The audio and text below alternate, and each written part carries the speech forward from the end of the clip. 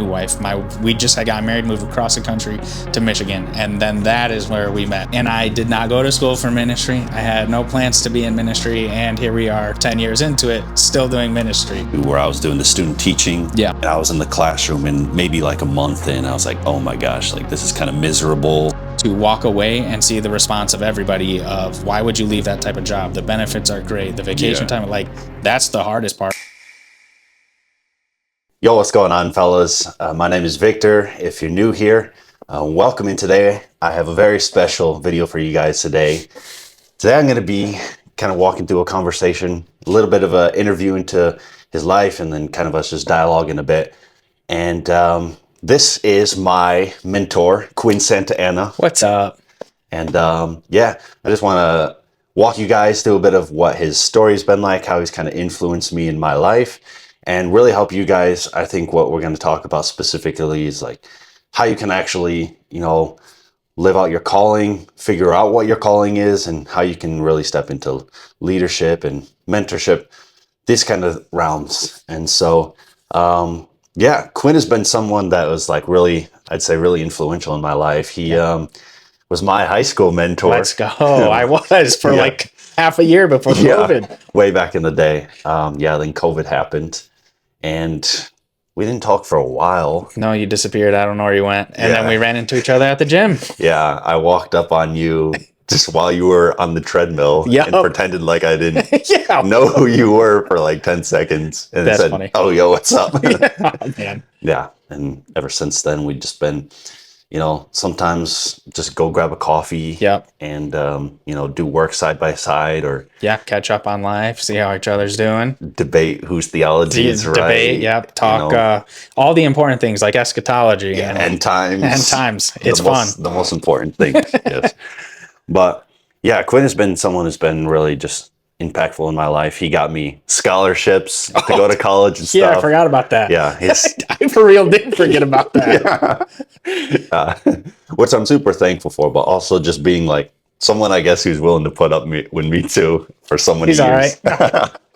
But enough of the pleasantries. I kind of wanted to start the conversation just because I think both of us kind of figuring out like what God was calling us to do in our lives. Yeah. We talked about it the other day, but how, we kind of both like took different directions after getting our, degrees and stuff. And so I kind of wanted to see like, what was the process for both of us? Like, what was it like walking through that process and like kind of discerning what God was calling to what you're doing now. We can get to that. And then, like how to actually discover what God is calling you to do. So I think what'd be helpful for you all to know is this is my 10th year of working in ministry. And I did not go to school for ministry. I had no plans to be in ministry. And here we are 10 years into it, still doing ministry. So I think kind of the first question you asked is like, how did I even land in this type of vocation, this type of job? And I think what was important for me. Can you share what you did and what you do now? Oh yeah, before you. Yeah, so it's kind of confusing. So I have a degree in computer information systems. I was supposed to be an IT guy. After college, I graduated and I went to work in the marketplace. I worked in corporate finance for about a year and a half. Still not in my degree, but still kind of in the business world, what I was supposed to be doing. But I still felt a calling to then go into ministry. And so I left that young career, but very promising career behind to pursue what I thought the Lord was calling me to. And I've been doing that ever since. And even before I graduated, though, I worked in ministry. So there's a little bit of back and forth there. That is kind of helpful for the context. Yeah. So you were doing like part-time where you were like... part-time student, part-time working at a chicken restaurant, and part-time working at a church. Okay. And he was my youth leader. Oh, this was before I even met you. Oh, yeah. Okay. This was before I met you in Florida, working part-time student, part-time, and then church part-time, graduated with my IT degree, worked in finance for a year and a half. Then I moved across the country with my new wife. We just had gotten married, moved across the country to Michigan. And then that is where we met. at church. Yeah. Okay. Yeah. Okay. I see. And then talk a little bit about like what are the things you're doing now? Because it's Yeah. a So compilation of now, a few different yeah, things. yeah. My life is often confusing. I have been working in kind of college and young adult and then groups and discipleship ministry now since being in Michigan for almost 6 years. I that's a whole other conversation, left my job at a bigger church to then join a church plant with no job. But then a couple months into it, Lord opened up a position for me at the church plant while I'm also raising support to be what you could probably say a local missionary at the local public high school where our church is at. So I will be doing more outreach, missional work with Youth for Christ, and then I do all sorts of things at a church plant. It's all over the board. That's just what happens when you're at a church plant. But focused on discipleship and groups. Yeah.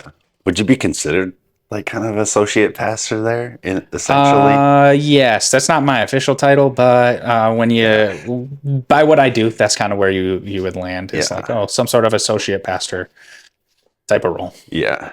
No, he's being humble, but he's good in like a lot of different realms, like in the apostolic of like the planting churches, but also a lot of emphasis on like this discipleship. Yeah. Yep. And especially when you used to do like the curriculum and stuff. Oh, yeah.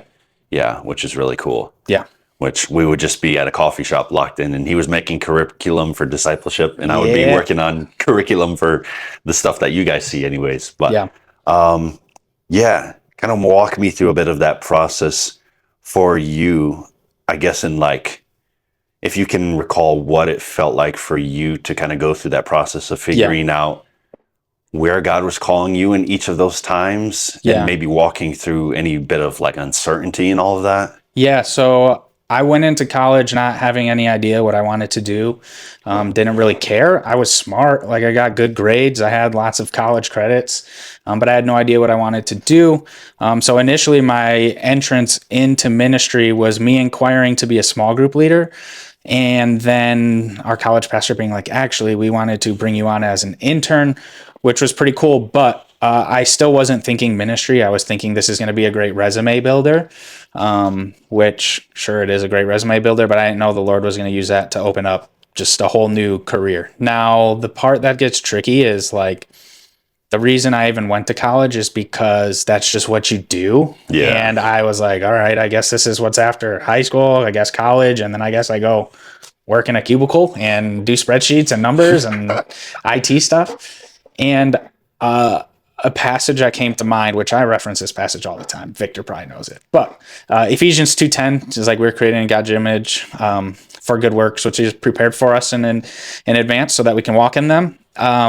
I was just walking in the path that the world creates. Like we all follow some sort of path. And so that path is high school, college, work, family, white picket fence, whatever that be. Yeah. And you just kind of go with the flow, and it's probably not the most healthy thing. I'm thankful that God kind of interjected and pulled me out of that.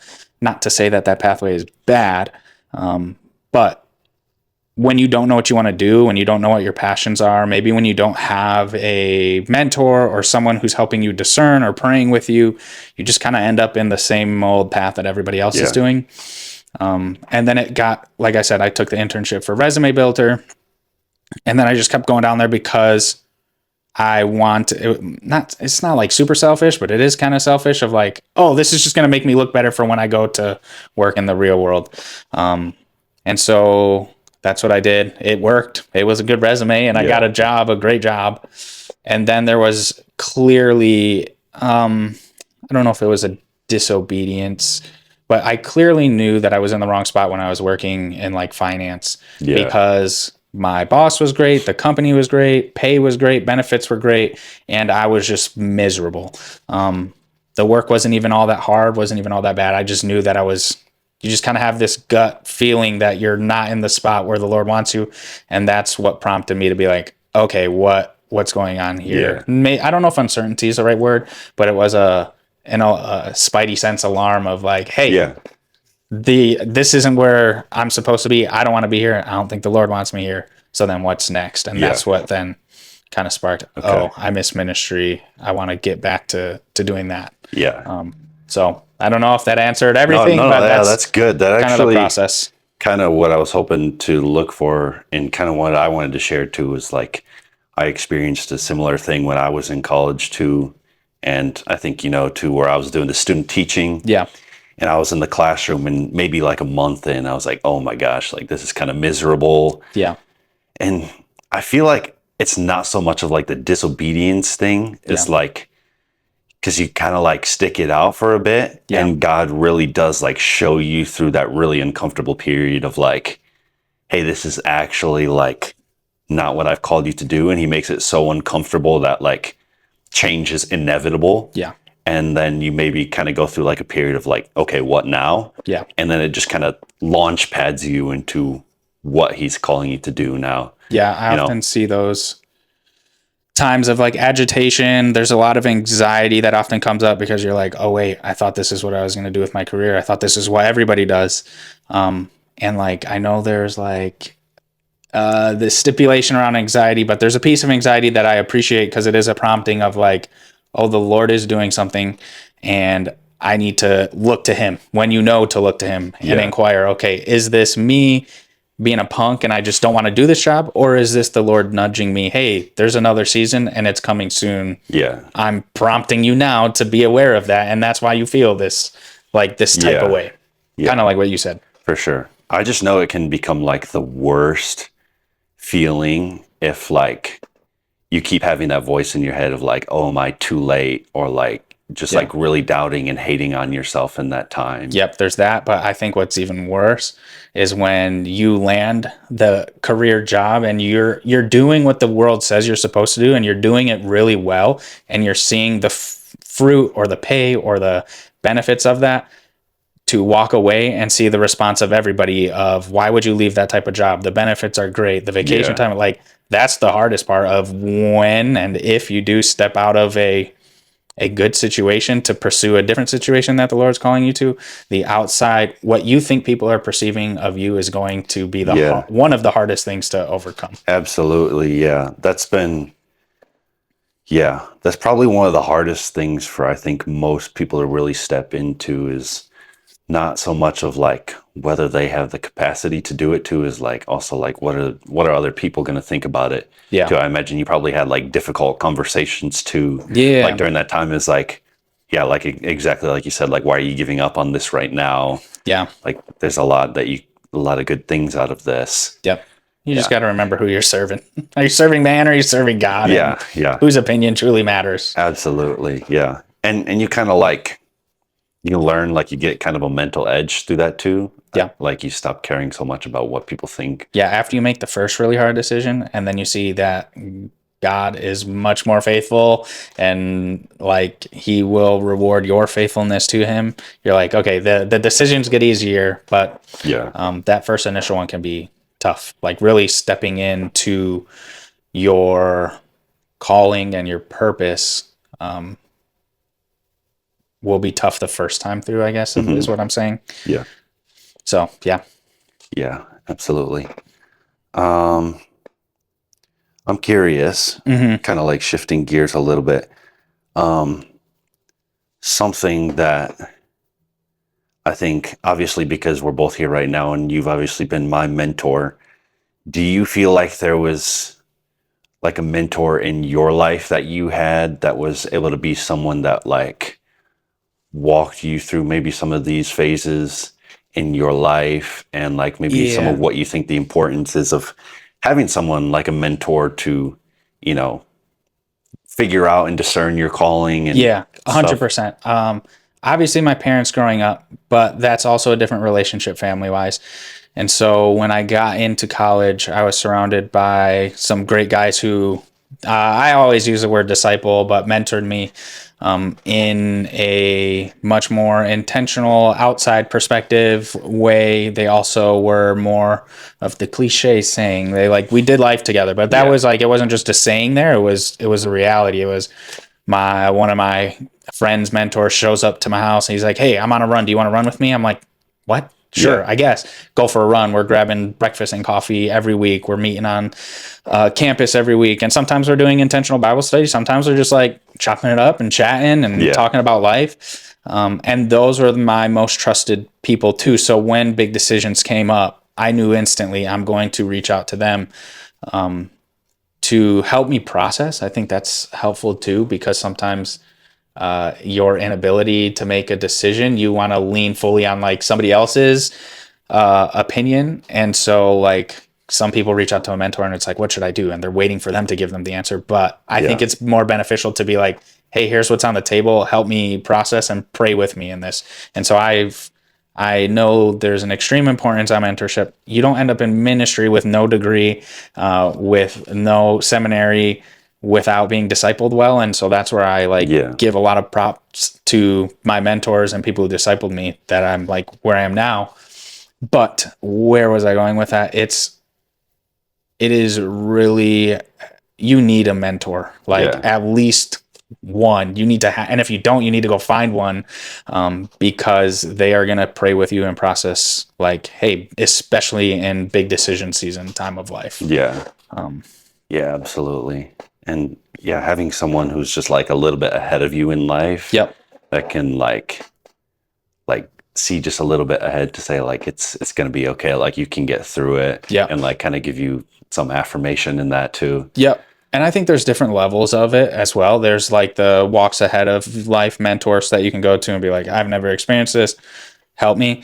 There's also like this peer mentorship. So I have a lot of that as well. We're in the same life stage. Yeah. We both love the Lord and we're processing through the same things. And it's like, yo, how do you handle, for me, I'm a young parent now. Like, how do you handle this? And how do you handle that? And we're like bouncing it. So it's like across the board, you just need a faith-based community that's intentional and that's going to not make time. So I've heard it say like not make time. They're just going to invite you into the schedule. I'm not going to schedule an hour just to hang out with Victor. I'm going to, hey, I'm going to the gym, or I'm going to go work at a coffee shop. I'm going to do this. Like, you should come along. That's especially when it's more of like an intentional time of discipleship. Yeah. So you need those people in your life. Yeah, absolutely. Yeah.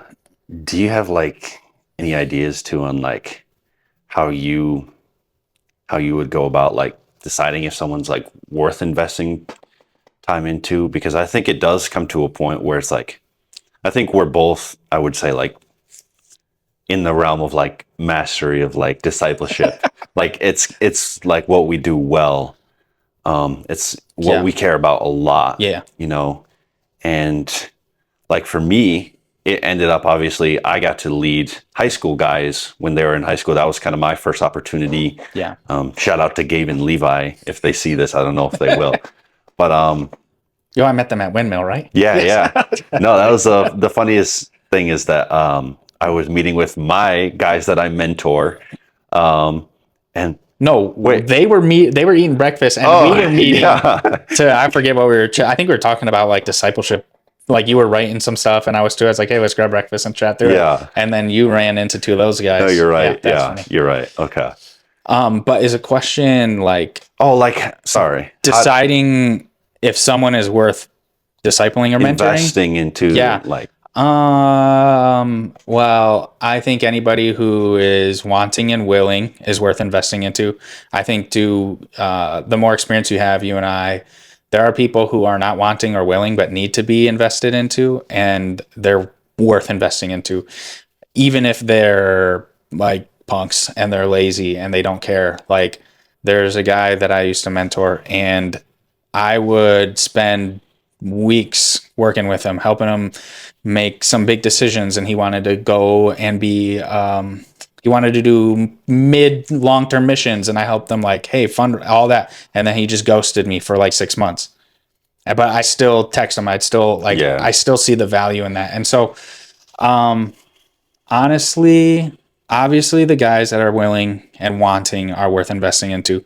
But the reality is like, even Jesus invested time into Judas, and most people would say that didn't go so well, but Jesus still spent time. Like, Peter rejected him multiple times. He's still like, everyone is worth it. And it's on us, like at the mentor, to pursue. Like, and so even the guys who are committed, they're going to go through a season where they just kind of fall back into, not just them, we have those seasons where we kind of fall back into like this isolation. And that's when you need a mentor who's going to pursue you and be like, yo, we haven't met in like 2 months. What's going on? Let's like, and so at some level, everyone's like worth investing into.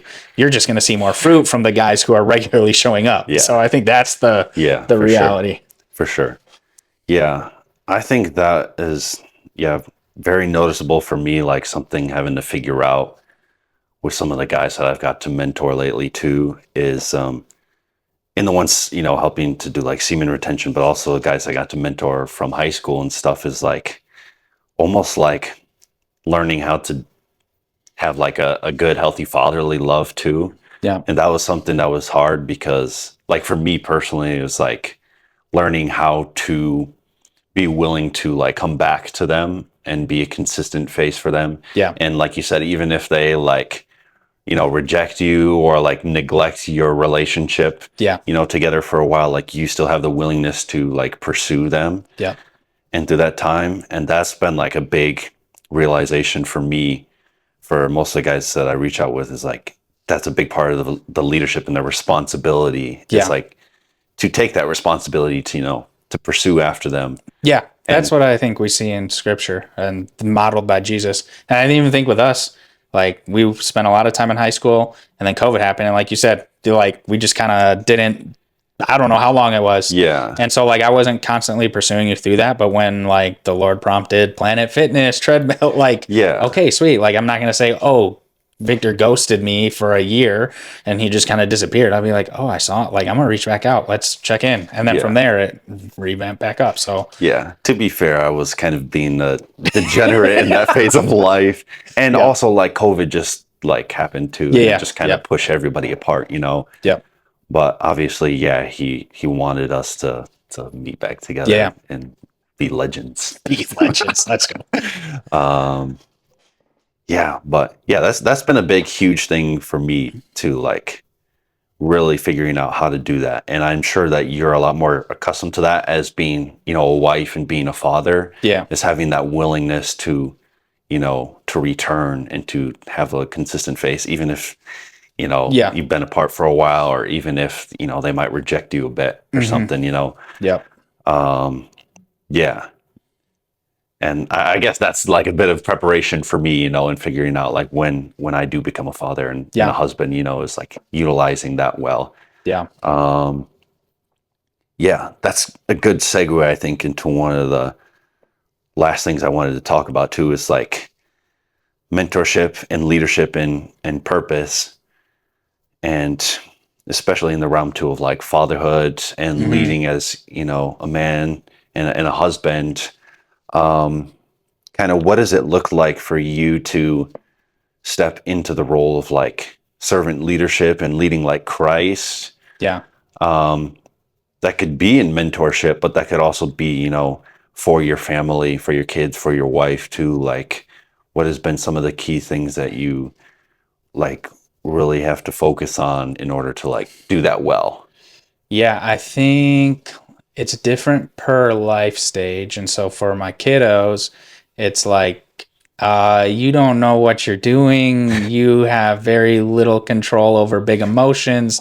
And so I am going to lead you in a way that is like, you're going this way. Let me just pick you up and set you this way because this is the way you need to go. Yeah. Because although you think I'm not serving you well and you think I'm taking something good away from you, I'm actually setting you up for success or setting you up to not walk off a cliff. So for kiddos, that's kind of what it looks like, of recognizing, hey, what their worldview is like, oh, everything's just a game and fun and this, and playing into that, but also keeping in mind, hey, let's keep them safe, but also let's disciple them well with what they can comprehend. And so with kiddos, it's that way. With my wife, it's more so knowing her desires, what she wants, and putting those above mine, but being aware that I need to spiritually lead her and protect her. So if those desires are going to lead to something sinful, or if those desires are not in line with scripture, to say, hey,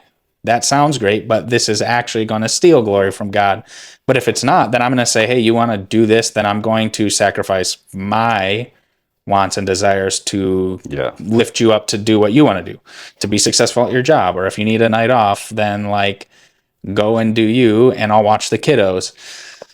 And so I think servant leadership looks in like that way, like her her wants, her desires, her calling, and her purpose, elevating that above mine, and not saying my purpose is not important, but in marriage and family, as the leader of your family, like ultimately that is your purpose, is to shepherd and care for them well and to champion them so that they can live into their purpose at the cost of my own. And then that's also pretty similar for like someone you mentor as well. And recognizing like the Lord has something for them and I'm going to equip them with everything they need. Yeah. And hope that they take it and use it. And then kind of just like accountability and conviction and challenge for the ones who don't want to listen, but also more just like encourage them that it's worth it, that you're not going to want to pursue. You're going to want to pursue what the world has to offer, but the reality is you're going to be disappointed, where right now the grind might be disappointing, but in the end, it's going to be worth it if you're listening to what the Lord has for you. Yeah. If that makes sense. Yeah, for sure. Make them feel like they get to become kind of the heroes. Yeah. And it's not so much about us being the hero in the relationship. You're turning them and amplifying their gifting. Yep. And challenging them when it needs. For sure. Yeah. Cool. A final question for you. If you could sit down with the younger version of yourself, and there's any like non-negotiable thing, like a habit or a truth that you could just hammer into young Quinn's head. Oh man, if I could tell my young self anything, I think, I don't know exactly what it would be. Like, I just wish that I knew how to inquire and listen to the Lord earlier on. And to recognize his prompting in my life early on. And so I'd probably just press into like prayer a lot more than I did when I was in college or like high school and college. Like, I think there's I know there's so much benefit to that of like speaking with God, but also just sitting in silence and listening for him. And then another thing was like, just what I said earlier, who do you serve, man or God? And that's been super helpful. Hindsight, like knowing that. So I think those are the two things that I would pound in. No, I like that. I like that a lot because that's kind of something I try to like pound the hammer on the head for like a lot of my videos too, is like be willing to sit in the silence and do some of the listening to God too. You know, that's good. Yeah. Is there anything you want to ask me? Anything? I don't think so. What would you tell your younger self? What I tell my younger self? I still feel like you're young. So what do you tell middle school Victor? I'm 24. To me, that's kind of young. Yeah, I know. What would I tell my younger self? I feel like that it's just going to be all okay. Yeah. And not to doubt yourself, not to hate on yourself or not to shame yourself. You know, just like keep pursuing your relationship with the Lord and keep striving for that listening, you know, even when it feel like you might just be getting static and silence, you know. And be willing to sit through that uncomfortableness, but also like, just keep showing up.